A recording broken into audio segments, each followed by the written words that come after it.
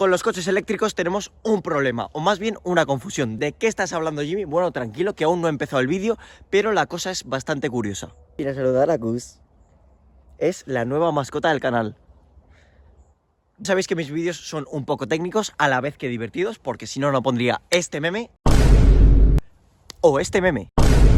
El otro día utilizamos esta ecuación que nos permitía determinar la potencia necesaria que necesitaba cada coche para alcanzar cierta velocidad. Y esto nos permitió saber y conocer si realmente el Jesko Absolute era capaz no solo de alcanzar los 500 km por hora, sino saber cuál era su velocidad máxima teórica. Al final llegó, no llegó, bueno, pues te lo dejo por aquí por si no lo has visto aún. Pero hoy no vamos a tocar ecuaciones aerodinámicas, sino que nos vamos a meter dentro de las tripas de los coches eléctricos, pero para ello necesitamos una herramienta, que es esta de aquí, la ecuación que vamos a utilizar durante todo el vídeo. Así que no tienes que sacar la calculadora, no tienes que quemar neuronas, este vídeo va a ser más sencillo. O sea, hoy más fácil no os lo puedo poner. Y con esto vamos a intentar averiguar la gran incógnita de los coches eléctricos. Porque un día, viendo numerosas reviews de coches eléctricos como gran fanático de los electrones, me di cuenta que al sumar las potencias de los motores del vehículo eléctrico no sumaban la potencia oficial que luego te mostraba ese coche en la web. Y este patrón se repetía con cada coche que comprobaba. Y entonces me pregunté, ¿por qué pasa esto? ¿Nos quieren engañar? ¿Quién es el que me está cholando electrones, que me está cholando potencia? En este vídeo lo vamos a averiguar quién es el impostor de toda esta historia. Para llegar a la solución, hoy vamos a poner como ejemplo el nuevo Porsche Taycan Turbo GT, que es una auténtica bestia, está guapísimo, de hecho es el coche actualmente más rápido del infierno verde de producción, pero este ejercicio sí que lo puedes hacer con cualquier coche eléctrico, como te he dicho anteriormente. Primero vamos a calcular la potencia de los motores del Taycan y luego contrastarlo con la ficha técnica, con esos caballos que te ponen en la web. Teóricamente no, usando la lógica debería de salir lo mismo, pero esta es la gracia de este vídeo, no va a salir lo mismo, te lo digo ya. Bueno, pero Jimmy, pero que es que yo he ido a la web y hay dos potencias. Tenemos una de 739 caballos y otra de 1034. ¿Por qué? Bueno, no te adelantes, esto te lo explicaré más tarde, pero sí, el Taycan tiene dos potencias diferentes. Luego lo comentaremos. Lo primero que vamos a calcular es la V, la tensión media a la que va a trabajar todo nuestro sistema eléctrico. Y este dato nos lo va a proporcionar la batería, que es el elemento encargado de darnos toda esa potencia, toda esa energía a los motores. Ya sabéis por mi vídeo anterior que contamos con dos tipos de arquitecturas en los vehículos eléctricos. Tenemos la arquitectura de 400 voltios y la de 800. Y si no sabes de lo que te estoy hablando, por favor, mírate el vídeo anterior que te explico todos los puntos que debes tener en cuenta antes de comprarte un coche eléctrico o si eres fanático de los coches, como es mi caso. Así que te lo dejo por aquí, por esta etiqueta, o es por el otro lado, no lo sé, por alguna de estas dos. En este caso contamos con la arquitectura la más tocha, la de 800 voltios. Pero ya sabéis que cada batería es de su madre y de su padre. Y si indagamos un poco más en la web, nos adentramos en el internet, sabemos que las tensiones de trabajo del Porsche Taycan están entre 610 y 835. Esta tensión máxima la tendrá cuando esté al 100% y la mínima cuando esté al 0% serán 610.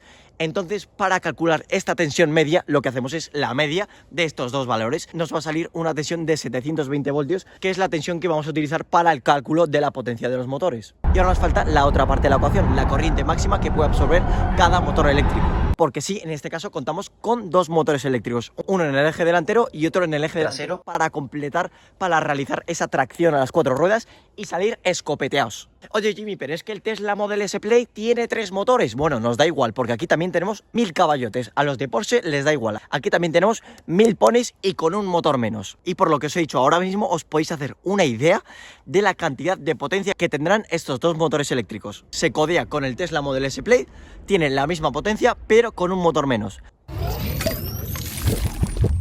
Y para poder determinar la cantidad de potencia que le llega a cada motor, antes tengo que presentar a nuestro señorito el inversor, que es un aparato de electrónica de potencia que a través de la actuación de 6 transistores nos va a permitir transformar la potencia de corriente continua de la batería a corriente alterna trifásica, porque sí, los motores se tienen que alimentar, su comedita tiene que ser de corriente alterna trifásica. Se va a encargar de esa transferencia, de esa traducción de corriente continua a corriente alterna y la operación inversa cuando nos toque recuperar energía de la frenada. Y estos inversores también, como las baterías, como todo en la vida, tienen sus limitaciones. Y en este caso, el inversor del eje trasero cuenta con una transferencia máxima de corriente de 900 amperios. Esto es una novedad de este nuevo Taycan Turbo GT, que es el top de los Taycan. porque ya sabéis que el turbo ese de la generación anterior contaba con dos inversores, pero de 600 amperios. En el eje delantero sí que es verdad que contamos con el inversor antiguo, el de 600 amperios. ¿Y por qué uno es más potente que el otro? ¿Por qué en el eje trasero podemos meter 900 amperios de chicha y en el eje delantero no? Luego lo veremos. Entonces, claro, ya tenemos la solución, ¿no? Tenemos los 720 voltios que hemos calculado anteriormente, la tensión media de funcionamiento de nuestro sistema eléctrico y estas corrientes máximas. Entonces, si hacemos los cálculos y nos sale, ojito, o sea, centraos en estos datos, es una auténtica pasada. Agarraos a lo que tengáis, porque el eje trasero cuenta con 648 kilovatios que se traducen en 882 caballotes en una cosa que pesa menos de 50 kilos. Es decir, tener casi 1000 caballos solo en un eje, en dos ruedas. Y esta es una ventaja de los motores eléctricos respecto a los de combustión, la densidad energética que tienen. Imaginaos en vuestra Vespa, ¿vale? Tener 882 caballos.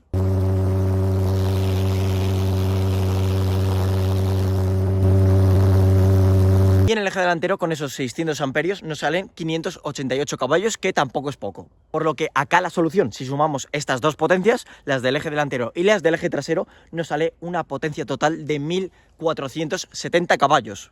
Y ya está, hasta aquí el vídeo. Dale like, suscríbete, compártelo con tu amigo más cañero y nos vemos en el siguiente vídeo. No, oye, espera, relaja el culo, porque en las matemáticas, en nuestro folio, salen 1470, pero si os acordáis, hemos ido a la web y en la web oficialmente te dicen que solo tienen 1034 caballos. Entonces, ¿qué está pasando ahora mismo? O sea, hemos hecho mal las ecuaciones, nos está engañando Porsche. Bueno, pues aquí está la gracia del vídeo. Aquí es donde empieza ya la marcha. Ahora viene lo chido, como diría Luisito Comunica. Y bien, ¿dónde se van estos caballos? Tenemos 1470, tenemos 1034. Pues os tengo que decir que el responsable de todo este follón de este vídeo es la propia batería, porque es esta misma la que nos va a limitar la potencia que puede dar a los motores. De hecho, es uno de los datos imprescindibles que tiene una batería, tanto para esta como la que tiene el tu mando a distancia. Tenemos la capacidad en kilovatios hora, la tensión nominal que nos ha salido en nuestro caso 720 y la corriente máxima que te puedo dar instantáneamente. ¿Cuál de estos datos nos está limitando la batería?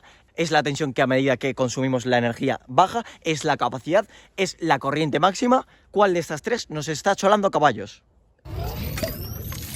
Si dividimos esta potencia máxima que nos sale en la web de 1034 caballos entre la tensión nominal que hemos calculado, la de 720, nos sale que la corriente máxima que puede darnos la batería en un pico, en un instante, son 1056 amperios, que es mucho menos que la suma que hemos hecho antes, la de 900 más 600, que eran 1500 amperios. Y aquí es donde está la reducción de la potencia, aquí están los amperios que nos faltaban. Y ya os he dicho que esto no es un problema solo del Porsche Taycan, pasa en casi cualquier coche eléctrico. Nos podemos ir, por ejemplo, al último recién sacado Bugatti Tourbillon, una auténtica bestia, que cuenta con 3 motores eléctricos, cada uno de 400 caballos. Pero por esta limitación de la corriente máxima que te puede dar la batería, que puede alimentar a los motores, solo contamos con 1000 caballos. Y ahora que hemos entendido esto, vamos a ver cuál es la potencia real que podemos tener en los motores. Otra puntualización, os he comentado antes que contábamos con dos potencias diferentes, una de 1034 y otra de 789. La potencia máxima la utilizaremos en el launch control, cuando la batería expulse sus amperios máximos, los 1056, para salir lo antes posible y hacer el mejor launch control. Pero como repito, la batería no te puede dar tanta comodidad durante tanto tiempo, de manera que esos 2 segundos de launch control te dará los 1056 y luego pasará a darte esos 789, que esos sí que los puede mantener de manera constante. Y por eso tenemos dos potencias, una instantánea máximo, que la tendremos durante 2 segundos en el launch control y luego se rebajará a esos 789. O sea, está clarísimo, tú no te puedes fumar 20 jucas al día. Bueno, sí que puedes, pero estarías degradando tu vida útil. Bueno, pues en las baterías igual. Durante el launch control sí que mandaremos la máxima potencia al eje trasero, esos 900 amperios se mantendrán, por lo que el motor eléctrico trasero sí que desarrolla esos 882 caballos durante el launch control, porque para hacer una salida lo más rápido posible lo que tenemos que hacer es enviar toda la potencia que tengamos en el eje trasero. ¿Por qué? Porque durante la aceleración la inercia iba a desplazar el centro de masas del coche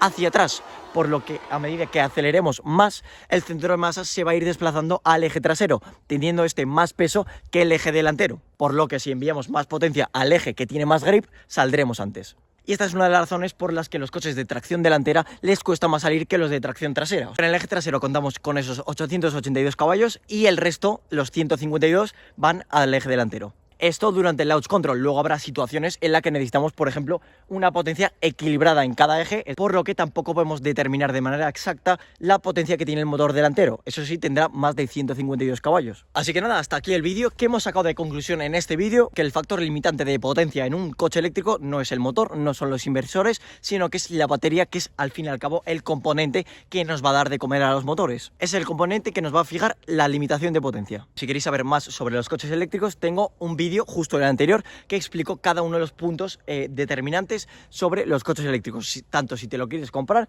como si eres un fan de los coches como yo. Así que nada, darle like, comentar, compartirlo y ya está, me voy ya, que hace un calor que me voy a atorrar, me voy a morir aquí.